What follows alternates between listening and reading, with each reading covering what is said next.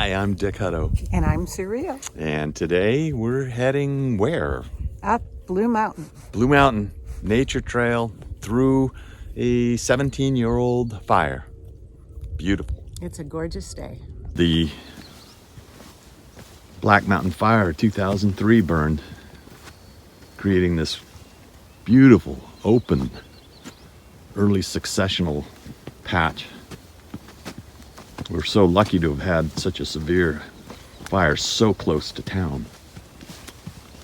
Right now there's a lot of lupin flowering. That's pretty cool. And there's pasque flower in seed. I hear something here.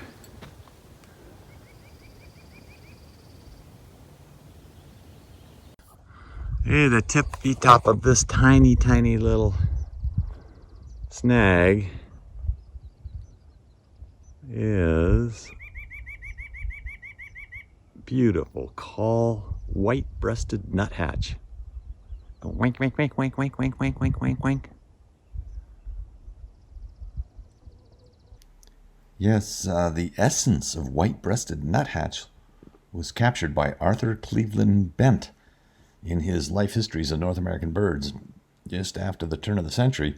And he wrote, "The white-breasted nuthatch is a droll, earnest little bird, rather sedate and unemotional. He's no great musician and seems to lack a sense of humor."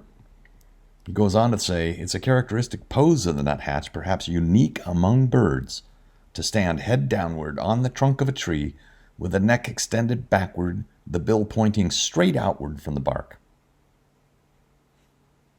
His white-breasted nuthatch is so interesting for me to see it up here in this burned forest, because I don't really think of it, as a higher elevation forest bird. Yeah. What's its typical Habitat, isn't it cottonwood? Cottonwood, bottomlands, and open low elevation ponderosa pine, certainly. But those two things. But once you burn a forest, they're in there. All bets are off. All bets are off. They love it. They love big ponderosa pine, western larch, Douglas fir, all burned. And they come in, and especially what's interesting about white-breasted nuthatch, they don't show up 1, 2, 3, 4, 5, 6 years after fire, but by the time you get to around 10 years, bang, there's white-breasted nuthatch. So what are they going after 10 years post-fire? 10 years after, I think so why that lag? Right. Why aren't they right away? Why do they like it older burn forest? Right. I think the answer is that it takes time for snags to break. So notice almost all these snags, the bigger ones, certainly have broken tops. So we're looking at broken top snags, lots of them. It makes stumps too. They're not. Yeah, that's broken top snags. Yeah, stumps. Yeah.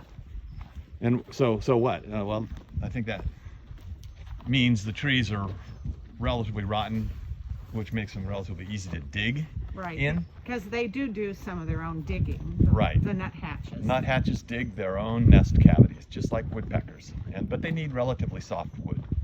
So that's one thing. The second thing I think is, if you look at a lot of these larger snags that are still standing, the bark has begun to peel away, which means there's the crevices you can get into to get insects and spiders and things are larger, and so the largest nuthatch moves in and takes advantage of that feeding opportunity.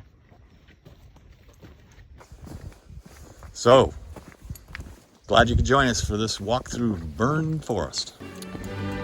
Catch you next time. Catch you next time.